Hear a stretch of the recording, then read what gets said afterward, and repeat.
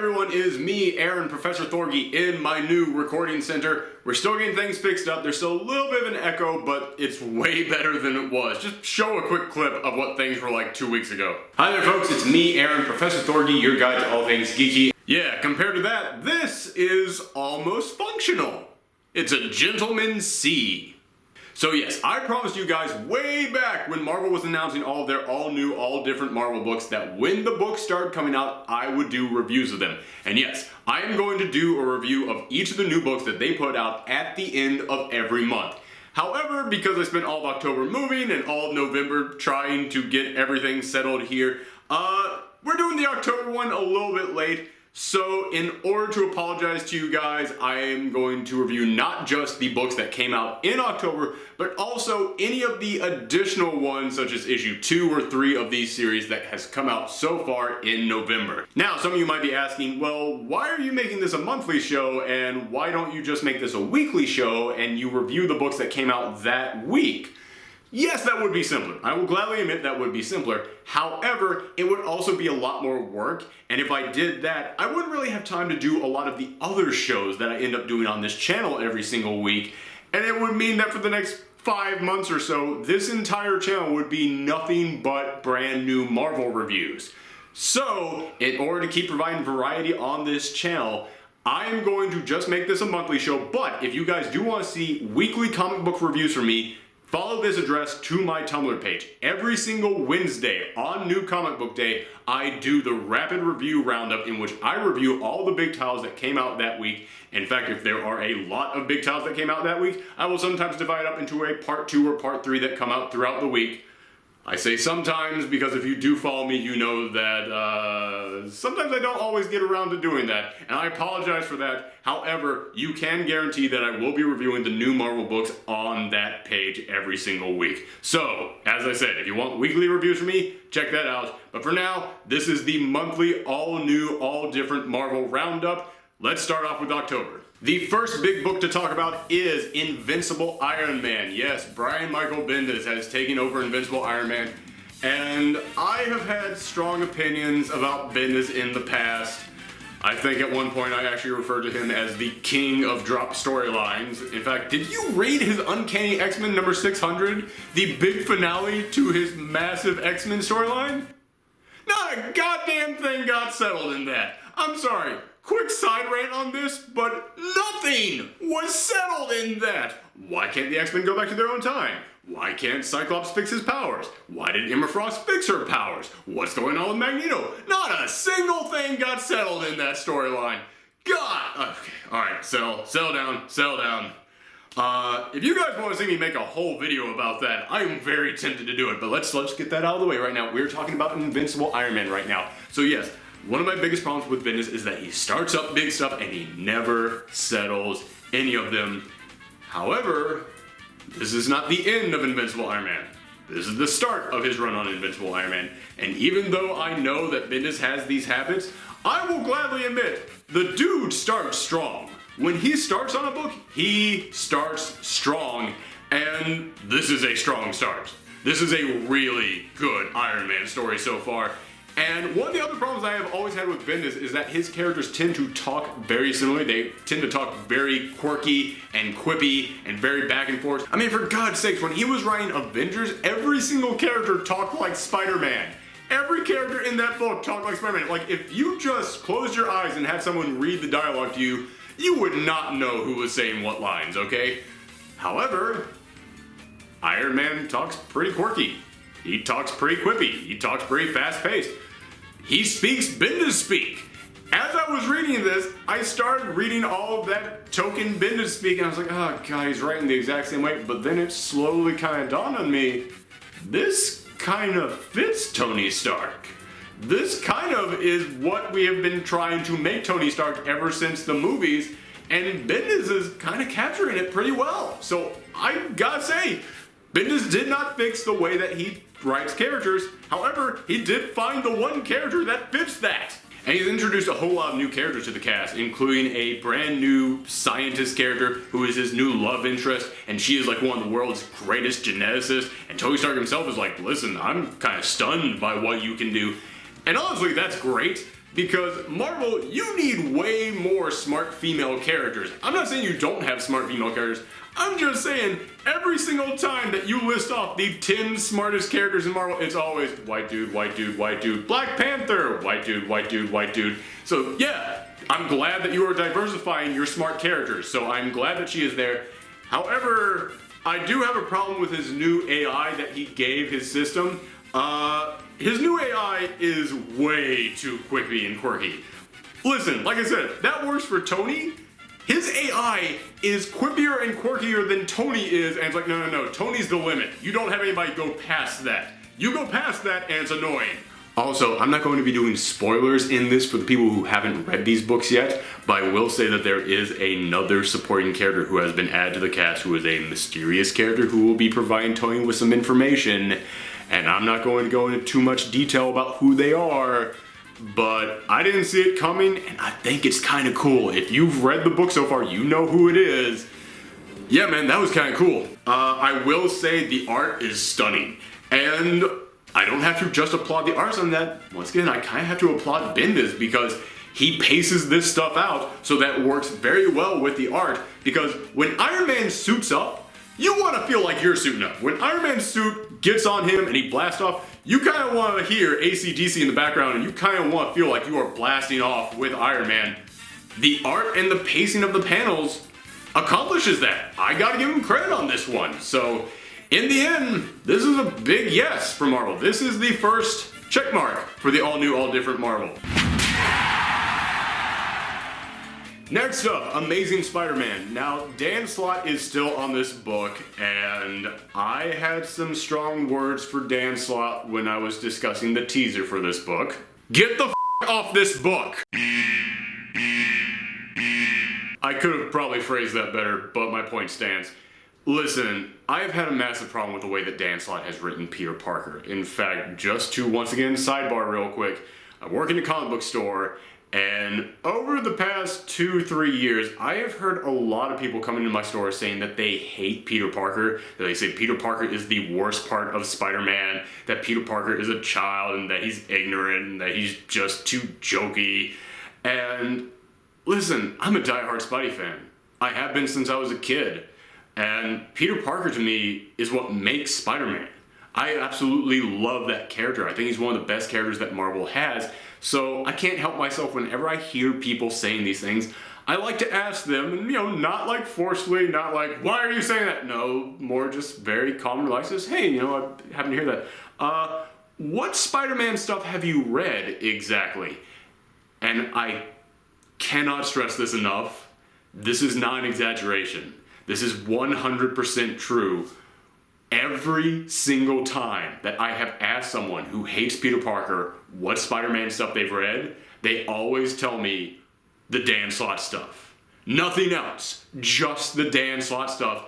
Dan, you can't write Peter. I'm sorry, but you can't. When you write a character so horribly, people actually root for the megalomaniacal sociopath to take over for him. You're doing a bad job on that character.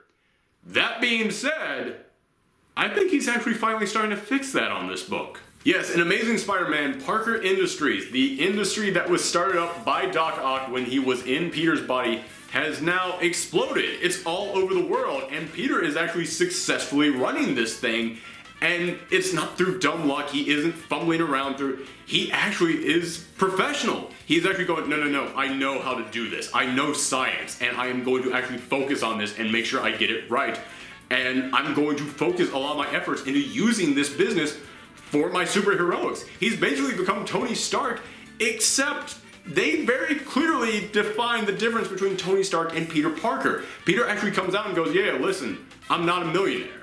Yes, I run a billion-dollar company, but I make sure I'm getting paid minimum wage. I'm getting paid like the same that a middle management position would pay.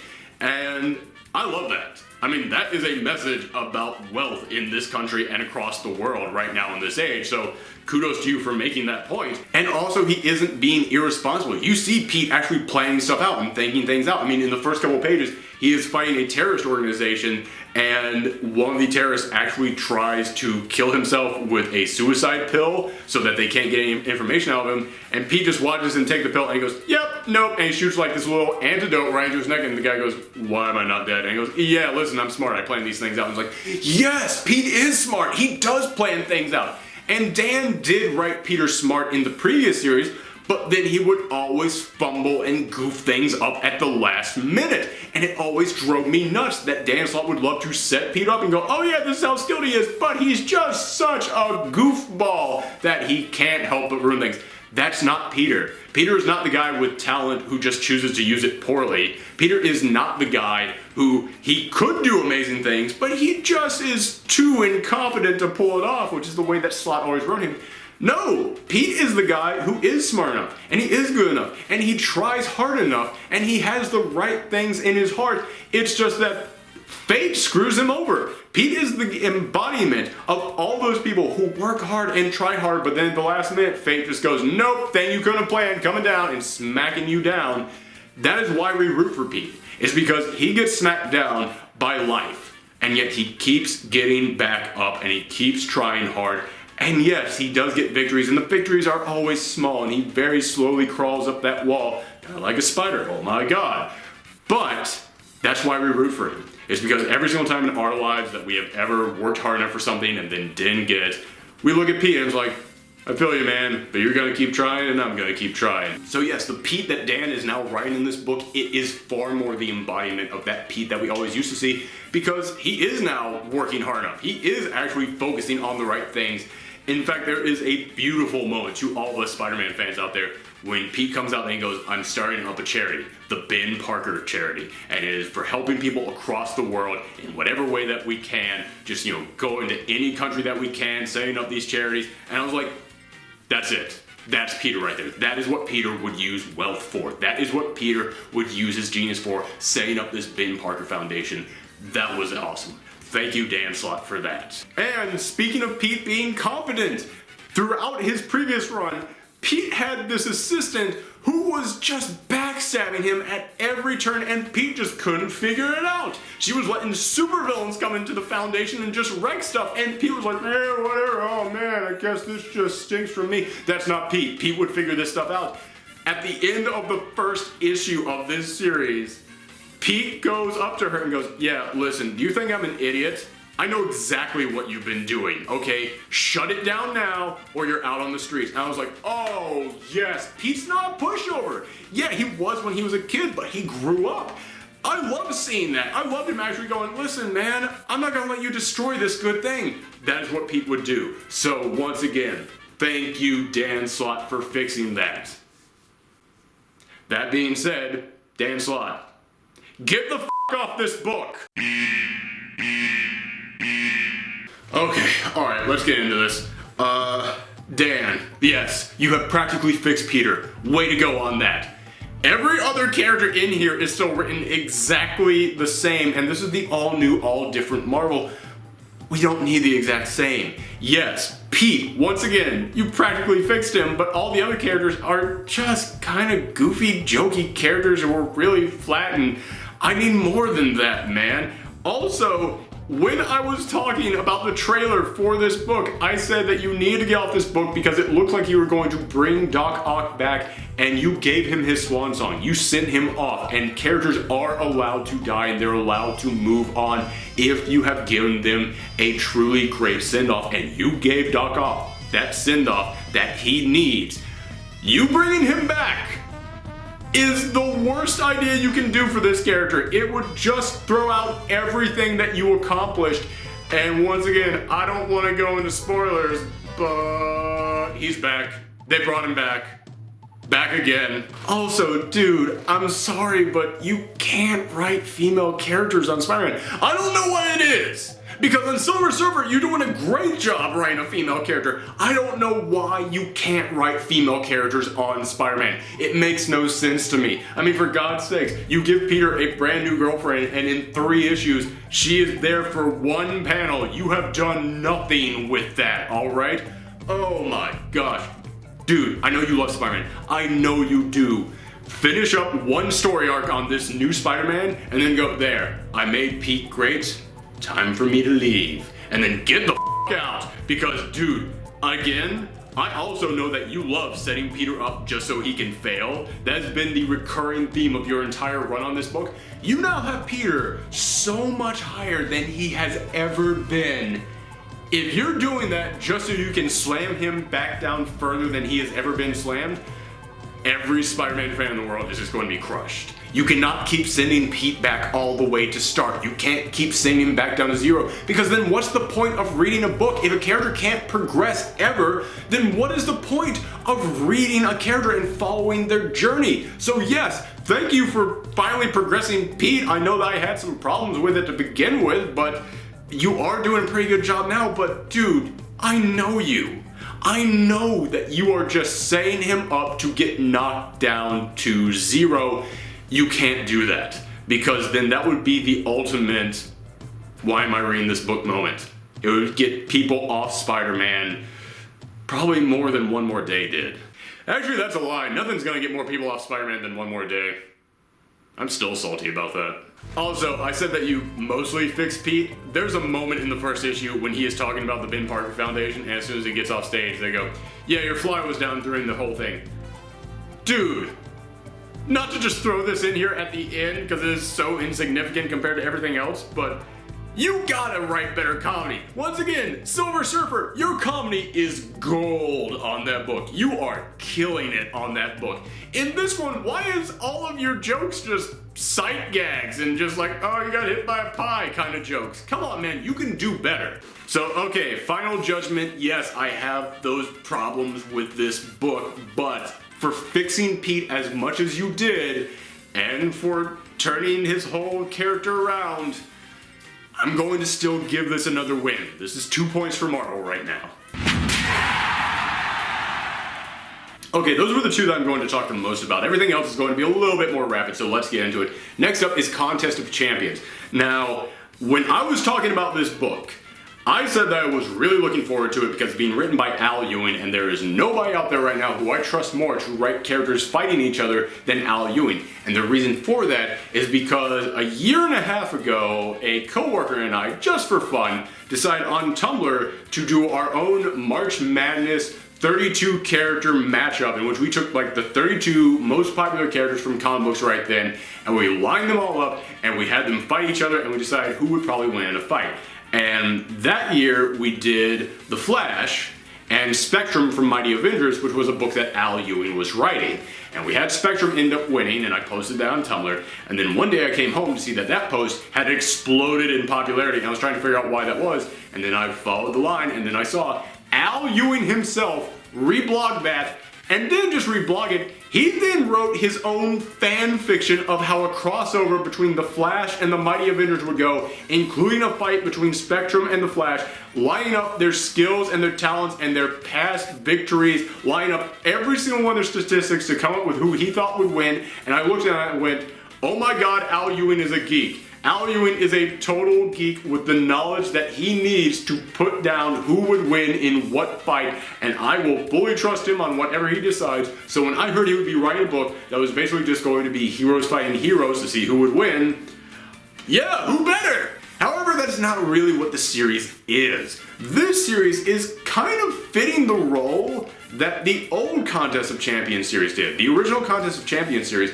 basically had one point, which was to expand the Marvel Universe, because up until that point, almost all the heroes had been from New York City. This was the book in which they went, alright, we're going to get heroes from all around the world. We have an Irish hero, an Australian hero, an African hero, a Russian hero, an Israeli hero. We're getting characters from all all over the globe in this, and it really did flesh out their entire world. And so far in this series, we're doing practically the same thing. I mean, we have seen the British version of the Punisher. We have seen Guillotine, who is a new French hero, who is actually pretty cool. We've seen White Fox, who is a new South Korean hero, so I'm glad that we are actually seeing more of the world. I think it's actually kind of cool that he's doing that.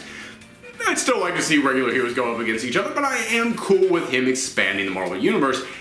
However, here's the thing, at the end of issue 2, it's revealed that's exactly what they're doing, because only the team that we're following is all from our Earth. Every single other team that they're going to have to fight are pulled from the multiverse, and here's the other great thing about Al Ewing. Al Ewing is crazy. Al Ewing used to write Doctor Who comics. That dude is super imaginative. So you're taking a dude who is super imaginative and a total geek, and you're going, just create whatever you want from the multiverse. And at the end, we see the team that they're going to be going up against first. Oh my gosh, it's villainous versions of characters, but it's such cool ones. Like, I'm not going to go into details because I don't want to spoiler it, but I will say one of them. I will just spoil one of them for you because I thought it was the coolest one. Bullseye from an alternate reality where it's Elektra. I was like, oh my god, I want to know what that's all about. And I will say issue 1 was a little bit, it's okay, because it was mostly just setup and you didn't get a lot of setup, honestly.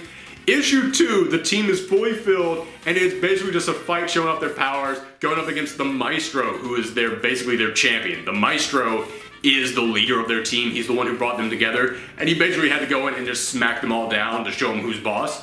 It was awesome. That fight was so cool. So if that's what the rest of the series is going to be, I am down for it. Next up, Doctor Strange. Now this is another character who they want to get real popular because this movie is coming out. And I will just say, Jason Aaron is writing it, and I think Jason Aaron has a real eye for magic because he did a great job with that in his Thor series. On this one, so far, the magic is great. I really do enjoy what they're doing with the magic because Marvel Comics has always had a problem that their version of magic wasn't really defined. Over at DC, they had their Vertigo line, like Constantine and Swamp Thing and all that, and that defined what magic was throughout their universe. It was always like sacrifices and stuff like that, so it's like, okay, we know what magic is over there. In Marvel, it was far more just, well, I say this word and then little purple things come out of my hands. That was it. It's like no real explanation for anything. Jason Aaron, first thing he's doing in this is he is defining magic, and I think it's really cool what he's doing. He's defining magic as basically biology. It's the biology of the universe. It's viruses, it's white blood cells, it's red blood cells. It's even like pus is one of the things he brought up. It's like, yeah, this is the magic version of that. It's basically all these things as they interact with the big living organism that is our universe, and I really think that's cool because it explains why a doctor would be the perfect person to be the Sorcerer Supreme. That's an awesome take on magic in their universe. Now that being said, I don't know how I feel about the way he's writing Doctor Strange because I don't really know how to describe it, but one of my customers came up to me and said, dude, I'm loving this Doctor Strange. I didn't know Strange was such a pimp. And yeah, that's the best way that I can put it too. He's basically writing Doctor Strange as a player. Because almost every line of dialogue out of Strange's mouth is, oh yeah, this woman who I used to date, or oh, I have such trouble with women, or oh, my trouble with women. It's like, yeah, Strange has had a lot of female companions, and none of them have really gone well. So that is a part of his character. He just didn't bring it up as much as he is here, so I don't know how I feel about that. That's neither a win nor a lose. Also, same thing goes with Chris Pacello's artwork. There are moments in which his artwork is amazing. It's gorgeous. I look at it and it's like, wow, that is super creative and really cool looking.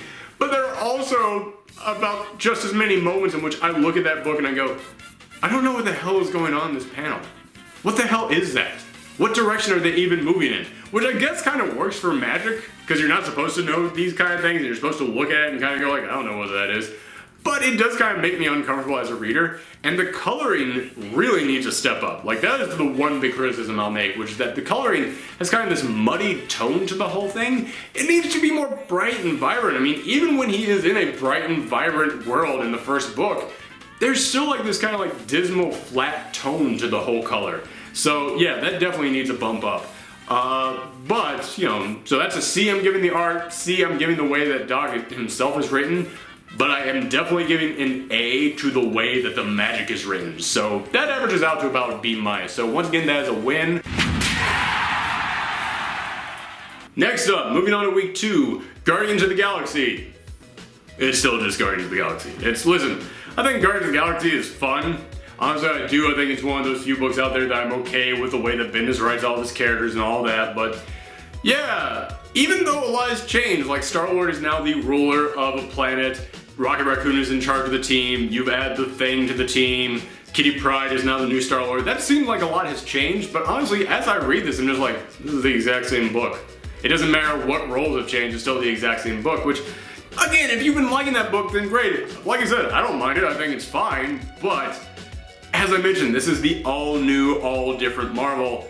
I needed something new here. With Spider-Man, you changed Pete around enough that I could get past the way that every single other character is written exactly the same. But with this one, it's so just the same that it's not really worth mentioning that much about it. So yeah, this is gonna be the first miss that I'm gonna have to give Marvel over there. Once again, the series isn't bad. It's just that I needed something that got me excited to read Guardians of the Galaxy again, and this just made me go, oh, was I not reading Guardians of the Galaxy before? Well then, I'm not gonna be reading it now. And I can also say the same about Spider-Gwen. Spider-Gwen is the exact same book that it was before. However, Spider-Gwen was still new enough that it's okay to be the exact same, but I will also say they are leaning far more heavily into the alternate reality side of Spider-Gwen, that it actually does have me excited, because Spider-Gwen, I kept saying the problem with the first couple issues of that is that they were not playing up that this is a different world quite enough. Like for instance, we saw the Vulture. Who is the Vulture in this alternate reality? Oh, it's the exact same person that is in our reality. Okay, well, the Punisher is now the head of the cops, but he still acts exactly the same as the Punisher. Okay. Anything else new? No? Okay. But towards the end of that 6-issue run, it was starting to act new. It was starting to play up different stuff. Like, I love what they were doing with the Black Cat. So when I picked up this issue 1, one of the things I was happy with is that they were indeed going, yes, this is an alternate reality. Here's some of the stuff that is different in this world. Like, for instance, every single issue is going to end with one of those old Marvel Spotlight panels in which it gives the characters' bios. And we're finally learning all the history of these characters from this alternate reality. And one of the cool things is that it says, oh yeah, Gwen's web shooters, that was given to her by Janet Van Dyne. It's like, oh, that's actually kind of cool. And we also got to see the brand new Captain America from Spider-Gwen's universe. It's actually kind of cool. It is a big change. I gotta give them that. That is an actual really cool change that you made to the character. And also we got to see who is running S.H.I.E.L.D. Once again, that's a big change and it's really cool. So yes, it's exactly the same. It isn't getting me quite excited enough that I'm gonna go out there like, everybody needs to read this new Spider-Gwen, but it is keeping it fresh. So I gotta give them that. That is another win over there for Marvel. Now speaking of Captain America, Sam Wilson, Captain America, holy cow, this is easily the biggest win that Marvel has for the month of October. I loved this book. Now, one thing that I've been saying about this all new, all different Marvel is that I want it to feel all new and all different. And when Rick Remender had Sam Wilson become Captain America, it didn't feel new. He wrote Sam pretty much the same way that he writes everyone, which is he wrote him as a guy who was just complaining about his father issues throughout the entire book. That's not Sam. However, now we have Nick Spencer writing this character, and Nick Spencer is a huge political junkie. Seriously, follow that dude on Twitter, and it is nothing but just political updates all throughout the day. So I am loving that he is on this book, and I am loving that he is actually having Sam come forth and go, yeah, the old Cap never really talked about political issues. I mean, he talked about the big stuff, obviously, but everything else he kind of keep close to his chest because he didn't want people to look at him as a divisive instrument. But I see what's going on in the world. I see the way people are being treated. I can't be quiet about this stuff. And he has Sam come out and say, listen, here are my feelings about things. And granted, I will say, it wasn't as brave as it could have been because we didn't actually see what Sam said. However, I think they did a fair enough lead up that we can kind of tell what Sam was going to say. And then we immediately see after he makes his speech, it says like, Sam Wilson's approval rating below 50% for the first time. It's like, once again, you do not have to follow politics that closely to see that this is a metaphor for some real world stuff going down. And so now, because of that, S.H.I.E.L.D. has cut off all ties from him. He no longer has any financial backing, so he has decided, I'm going to set up a hotline. If you see something going wrong in your neighborhood, you call me. And it does a great joke there where it shows all the fake stuff that gets sent to him, like, hey, can you give me tickets to the Taylor Swift show? Stuff like that. But then it shows real stuff going on. Stuff like, hey, listen, my son's been kidnapped by the Sons of Serpent and nobody's talking about this. And once again, this is a metaphor for a lot of these stories that don't get covered in the news because the people it affects aren't really the people that the news wants to put on camera. And it's like, wow, this is actually pretty brave of Marvel to be doing this. I am really impressed with this. And also, I'm loving that this book is pointing out the differences between Steve Rogers and Sam Wilson, and is really a metaphor for the difference between old America and new America, because there's a moment in the second issue in which they say that a hacker found out some information about S.H.I.E.L.D., and they posted that information all across the internet, and Captain America saw it and went, that is highly illegal and I don't want S.H.I.E.L.D. doing that. I want S.H.I.E.L.D. to shut this program down now. And even Steve Rogers also came out and said, yeah, that's horrible. S.H.I.E.L.D. should not do that. Let's shut that down, S.H.I.E.L.D. And so S.H.I.E.L.D. shuts it down, but then they go, okay, now we're going to go and find this hacker and arrest him. And Steve was like, yep, we gotta go and do it. And Sam's just saying, but the information he gave us was good. The information stopped something terrible from happening right underneath our nose. And Cap's like, and Steve is like, yeah, but it's still illegal what he did, so he still has to stand trial. And Sam has this great moment where he goes, do you honestly think he is going to get a fair trial? And Steve just goes, I hope he does. And then Sam goes, in that moment, I knew there was a difference between us, because Steve still holds on to the hope that the entire system will still prove true in the end. And I've seen what it really is. And in that moment, I was like, this is really the Captain America that we need in our society now. With everything that we have seen in the news recently, this is the Captain America that we need in our time, so I am glad that we have it. In fact, speaking of the news, you probably already heard a lot about this book on Fox News. Thank you, Fox News. Before anybody jumps in, let me say why I'm thanking Fox News for this. Because in my store, issue 1 of this book only had 3 people put it on their pull list. 60 people put issue number 2 on there. And I know that it is entirely because Fox News came out and they looked at this one racist supervillain called the Son of Serpent and just went, well, this guy is saying a lot of things that we say on our show. How dare they show that this freedom-loving American is a villain? And then everybody listened to that and went, oh my god, did Fox News just say that they're in favor of the Son of Serpent? I gotta check this book out. And the sales of it like skyrocketed. So thank you, idiots at Fox News who don't realize what racist you are. Oh my gosh, you might have saved this book. Seriously, quick sidebar. Fox, when you find yourself agreeing with the racist supervillain, it's time to back the f off. The moment in which I heard Fox News doubling down on this was the moment in which I realized, oh my god, things like Hydra could actually exist in the real world. That's not that cartoony of a thing anymore.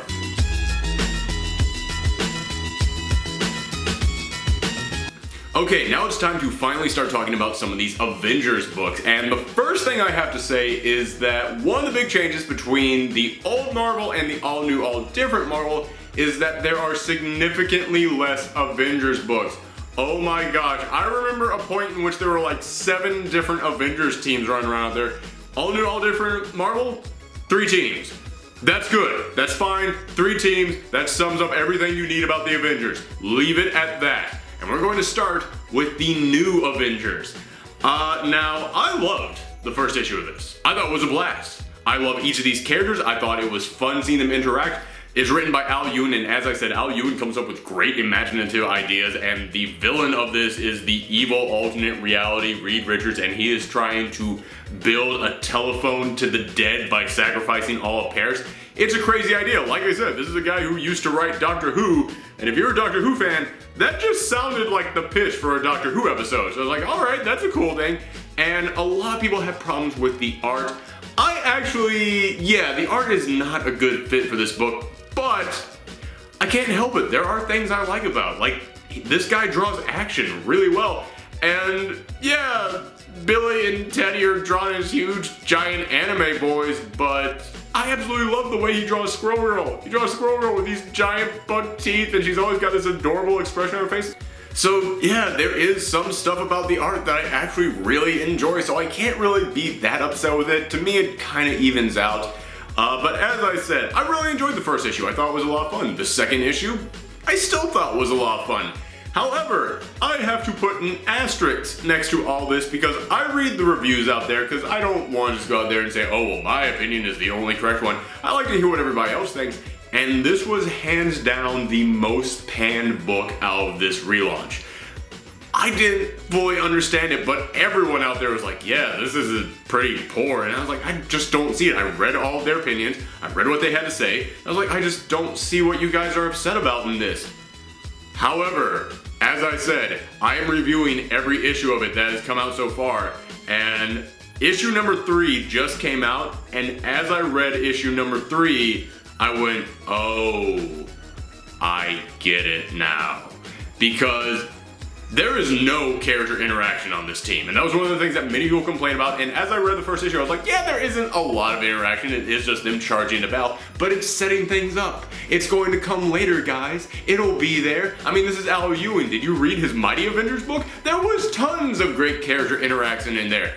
And as I was reading this, and as I was reading issue 3, we finally get some character interaction there. There are 4 pages of 3 different conversations going on, each of them only getting roughly 6 panels of conversation, and that's it. That is all the character development and team building we have gotten within the span of 3 issues. And then as soon as those 4 pages are up, bam, aliens invade, oh my gosh, run out there, blow up some ships, go into space, giant rocket ship adventures. And then I looked at the next issue that was coming out, I was like, okay, well this entire story arc that you just set up is going to wrap up in 1 issue. Then there's going to come another 2-issue mini arc. And then there's going to come another 2-issue mini arc. And all of a sudden it hit me.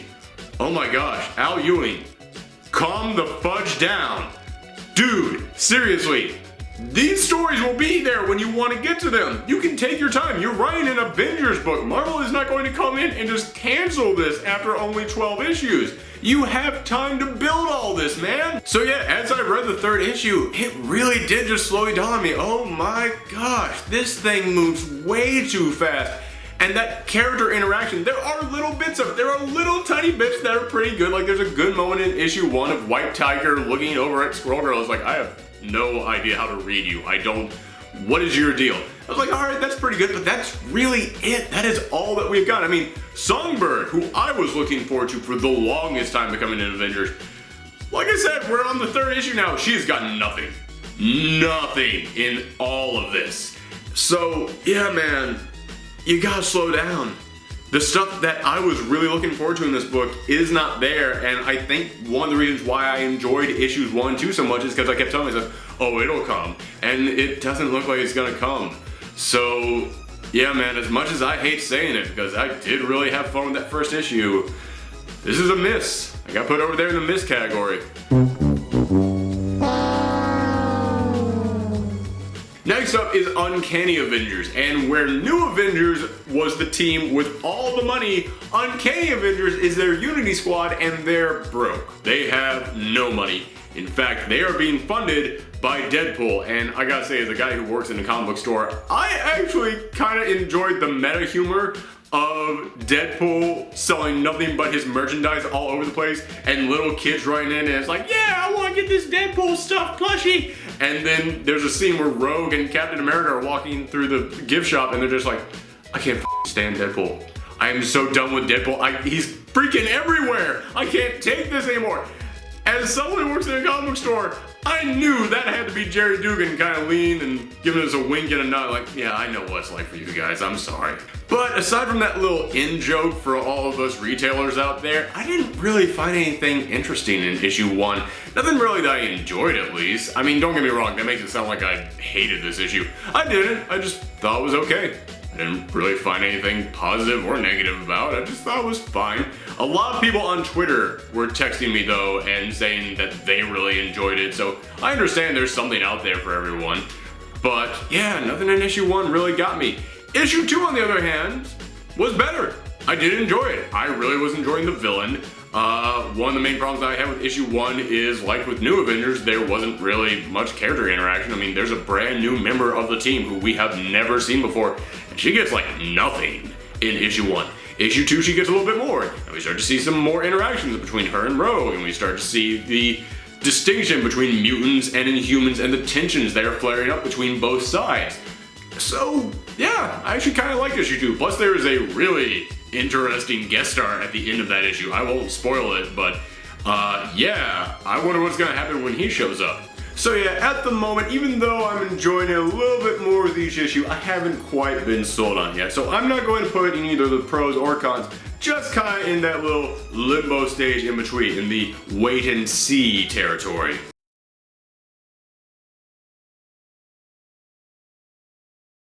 Poop.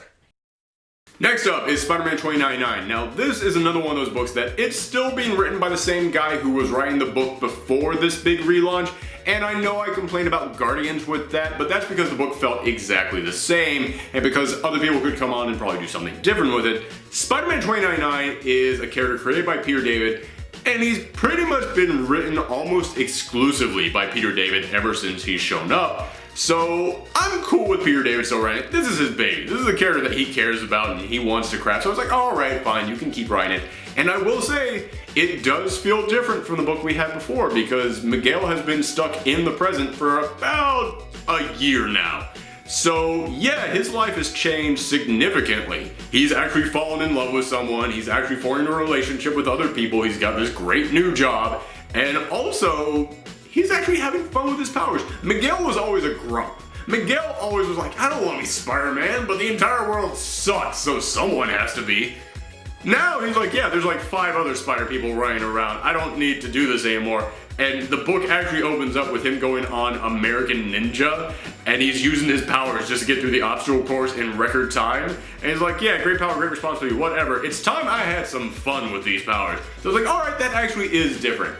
However, beyond that, you know, Peter David is witty, and he does write good witty dialogue. In fact, in issue 3, the villain has some of the best witty dialogue I have seen.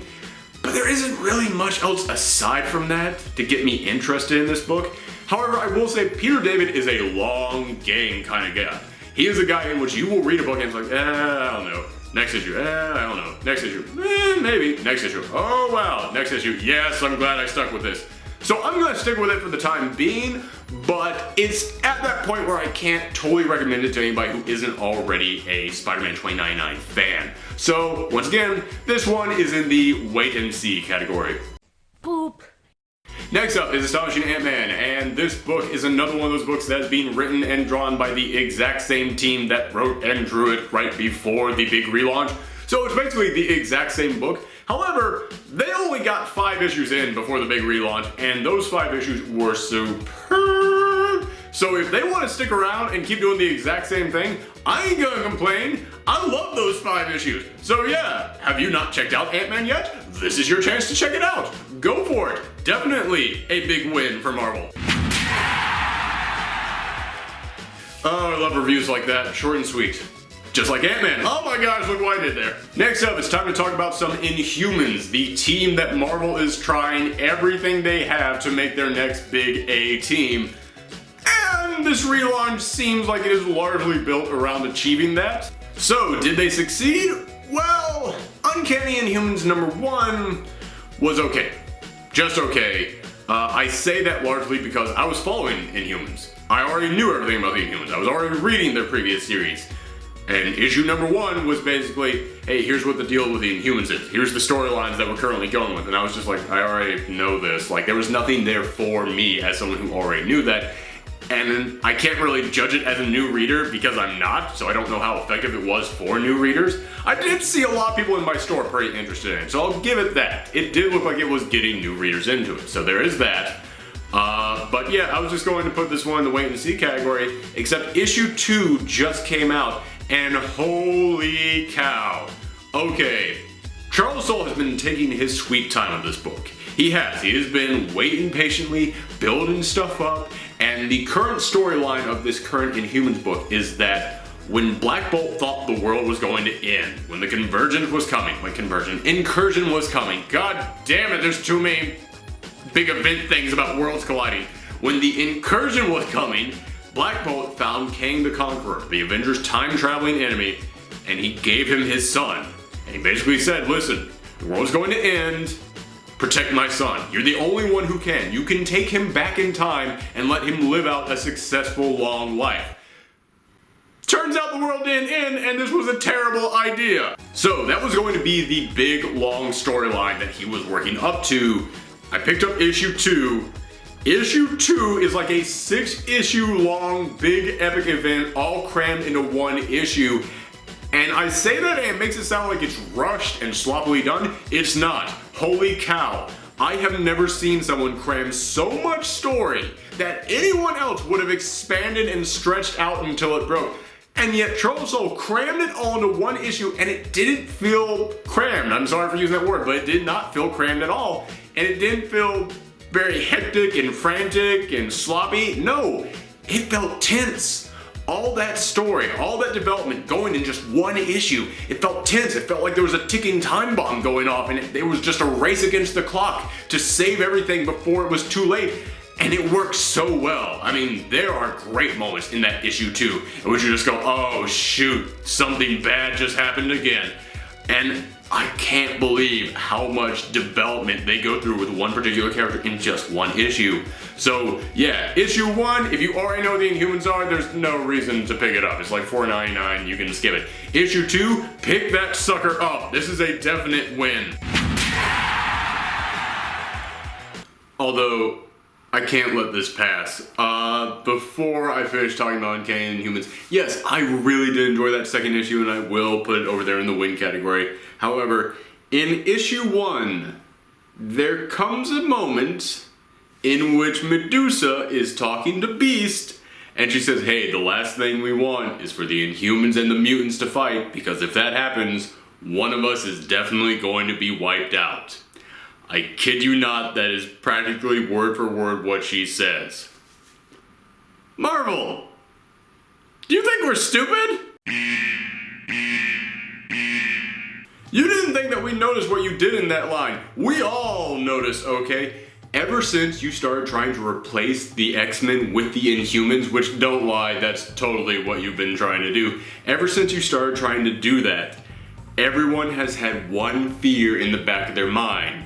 That there would come a moment when the Inhumans would have to fight the X-Men and they would wipe them out. I have even had people say those exact words in the comments below some of my previous videos.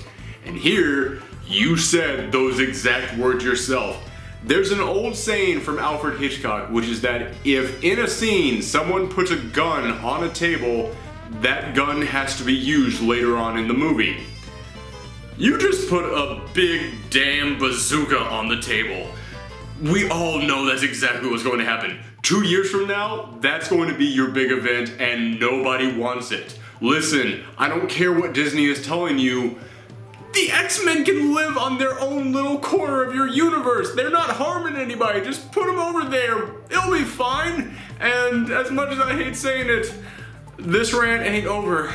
Come back when I talk about the November books and I talk about Extraordinary X-Men, because it just gets worse for the X-Men, guys. I am so sorry to all you X-Men fans out there. But yeah, Uncanny Inhumans was actually pretty good. Next up, Karnak. You know Marvel is trying to push the Inhumans if they're giving Karnak a book. Don't get me wrong, Karnak is a really cool character, but I did not think I would live to see the day when he had his own book. But they put Warren Ellis on this book, and Warren Ellis is the guy who made Moon Knight cool again, okay? His Moon Knight run was amazing. It was 6 issues long, and it was just stunning. It had some of the best single issues I have read of any character in a long time. So they definitely put him on this book because they're like, this will get that book sold. Here's the thing though. Warren Ellis, you know, he's been kind of reclusive. He's one of those guys like, I don't write often. However, ever since he did Moon Knight, he's had that itch. He's had that feeling like, I just gotta write again. So he's been writing tons of stuff. He has done so many small indie books ever since he wrote Moon Knight, and every single one of them has been really bland. Yeah, I hate saying that, but he's done a lot of stuff for Image, he's done a lot of stuff for Dynamite, he's done a lot of stuff for even smaller indie companies, and every single one of them is one of those where you just read and you're like, this is fine. Not good or bad, just, it's fine. In fact, many of them are very largely forgettable. So when I went into Karnak, I was like, which one of these is it gonna be? Is it gonna be Moon Knight or Forgettable? So far, it's just okay. It's not like painfully okay, where it's just like, man, this isn't special in any way, but it's not Moon Knight levels of awesome. And the thing is, you might be saying, well, stop trying to compare it to Moon Knight. I would do that, except as you read, it's like, wow, this is really comparable to Moon Knight. It is super similar to his Moon Knight run. I don't want to compare it to that, but the book itself is comparing itself to it. So, yeah, man, I'm gonna put this in the wait and see territory, because it's not as bad as some of the stuff I've read from him recently, but it's not as good as what it wants to be. But it has the promise to be amazing. There is enough that is there, that is setting up, that's like, this could go in amazing places. And I can't wait to see what happens. I just hope it's better than what this issue 1 was. So, wait and see. Poop. Okay, we're finally on the last week of this month. Can you tell my voice is destroyed? So I'm just gonna start this one off with a short, sweet, simple book. Squirrel Girl. It's still Squirrel Girl. Were you reading Unbeatable Squirrel Girl before the big relaunch? Well, then keep reading it now. Were you not reading it? Well, maybe you should have, because it's a really fun, quirky book. And did you try Unbeatable Squirrel Girl and you didn't like it? Well, then you monster. No, I'm just kidding. Everybody's allowed to like whatever book they want to like, but yeah, I really enjoyed Unbeatable Squirrel Girl. It is a great, uplifting book. It is one of those books that whenever a parent brings their little girl into the store and they're like, I want a book that she can read, I was like, bam, Squirrel Girl, right there.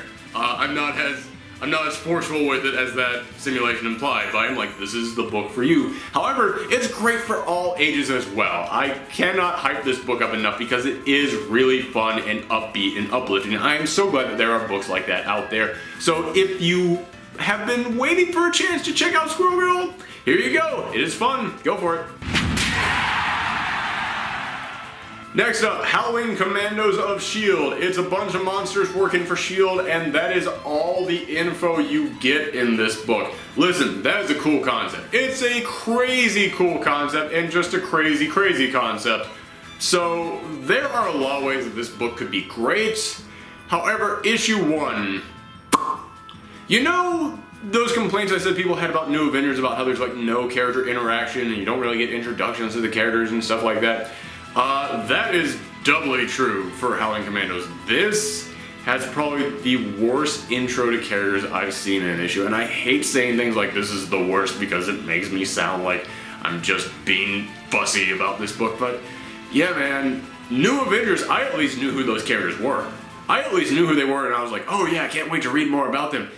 These are the most obscure Marvel characters I've ever seen, and they give you no introduction to them. It's them on a boat trying to stop a bunch of zombies. The only character you get an introduction to is Dum Dum Dugan, the one character people probably already know. And everybody else is just like, alright, monsters roll in, bam, they're doing stuff, cool, mission accomplished, everybody get in your cage, the end. That's it, that is the issue. And there's such a cool concept here. But man, I needed way more from this first issue. Again, it pains me every time I gotta do this, but it's a miss.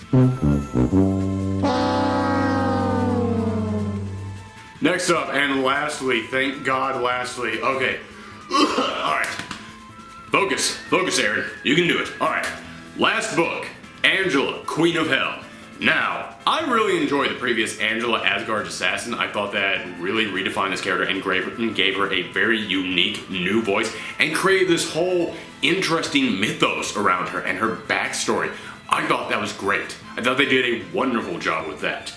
This is taking Karen Gillian off the book, so it's just Margaret Bennett writing it now. And Margaret Bennett, as I said when I talked about this book, she is a good writer, but she's never written anything that's really wowed me. She's never written anything that made me go, oh yeah, this right here. She's just written stuff that's made me go, okay, that's pretty good. And as I read this, it's probably one of my favorite things she's written so far. I'm still not in love with it, but it's like, okay, cool, you're doing some new stuff here. This is not bad. At the end of the last series, Angela found out that her lover Sarah was banished down to hell. And it ends with her turning towards the camera and going, I'm going to hell. This is almost a year later. She has spent all that time in Hell just fighting her way up to the top. And yeah, she has conquered it. She is now the ruler of it. But this isn't the story of her being the ruler. This is a flashback to her working her way up there to become the Queen of Hel. And issue 1 honestly didn't show that much of it. Angela has really weird story structure because in the present, she's the Queen of Hel. And it flashes back to show her going up to that point where she is the Queen of Hel, but during that flashback, it also goes back to further flashbacks, which is of her love with Sarah developing. I just gotta stop right here for a second and just go ahead and applaud Marvel because I've been saying for the longest time that they're doing a pretty good job with progressing their entire universe forward, but the one area that they still have not progressed really any characters forward with is their LGBTQ community. I mean, yes, they put a lot of characters on teams who are part of that community, but they have yet to give any characters their own solo series of that. They finally go ahead and confirm, yes, Angela is gay. So, hooray for Marvel, way to go, you finally came out and admitted it, good for you. Anyway, as I was saying, it gets a little bit confusing because basically you have 3 stories going at once here, but I do have to say, I really enjoyed the romance in this book. I honestly really felt for Angela and Sarah. I thought they had a great romance building here. The only thing I'll say though is that I read Angela a lot for, you know, kind of that romance, but also because Angela was a badass who was just killing giant things. You don't really get so much of that latter part in that issue number 1. I'm hoping it will come later because she's conquering Hell. She has to slay something giant and monstrous at some point in time. But the romance actually is good. So if you're reading this book for the romance, I think you will be very pleased.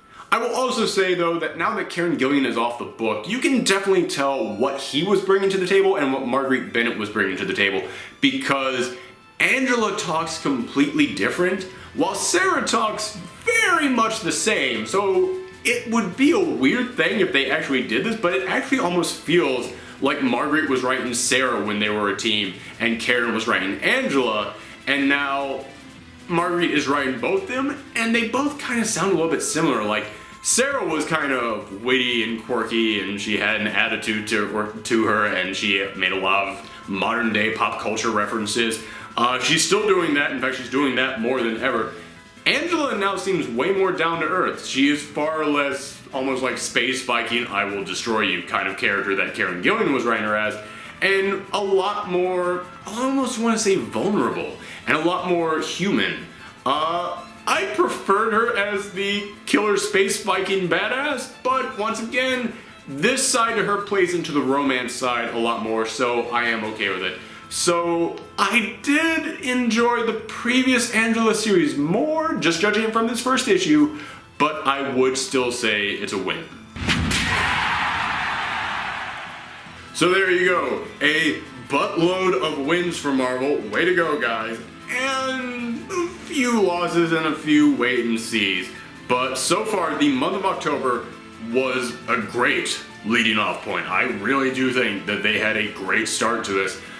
Could have been better because there was really only one book, the Sam Wilson Captain America, that truly wowed me in the month of October. However, we're in November right now, and I'm not going to spoil my upcoming November episode, but there have already been a couple of issues that have wowed me in this month. So stay tuned to hear me talk about all those books by clicking that subscribe button right over there. If you want to know more about me and my opinions about comics, like I said, you can follow me on Tumblr and Twitter. I do those reviews every single Wednesday by going to that address right there. And if you want to hear me talk more about comic books, then make sure that you click on some of those videos at the end of this episode. I thank you guys for tuning in, and I'm just completely out of breath and my voice is destroying me right now, so I got nothing left to say. Thank you guys, you know everything. Let me know what you thought about all the Marvel books down in the comments down below. There, that's the thing you can do. I'm so tired. I don't know how I'm gonna do this every single month. This is going to destroy me. Alright, bye everyone.